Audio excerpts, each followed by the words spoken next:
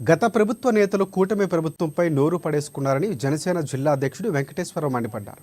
గత ప్రభుత్వం చేసిన పాపాలు ఒక్కొక్కటిగా బయటకు వస్తున్నాయని ఆరోపించారు. జగన్ అధికారంలోకి వచ్చాక పోర్టును లాక్కున్నారని ఆరోపించారు. పోర్టును లాక్కుని ఎవరికి అప్పగించారని ప్రశ్నించారు. ఇష్టం వచ్చినట్లు మాట్లాడితే చట్టం తన పని తాను చేసుకుపోతుందని చెప్పారు. పాలనపై దృష్టి పెట్టి కూటమి ప్రభుత్వం ముందుకు వెళుతుందని స్పష్టం చేశారు. ఆయన ఇబ్బందికరమైనటువంటి పరిస్థితుల్లో ఉన్నటువంటి రాష్ట్రాన్ని మళ్ళా ఏ రకంగా బాగు చేయాలి అనే ఒక ఆలోచనతో ప్రభుత్వం వెళ్తూ ఉంటే గతంలో పరిపాలించినటువంటి ఆ పెద్ద మనిషితో పాటు ఉన్నటువంటి మంది మావాదులంతా కూడా ఏదో ఒక రకంగా మళ్ళా ఈ కూటమి ప్రభుత్వాన్ని ఇబ్బందులు పెట్టాలి.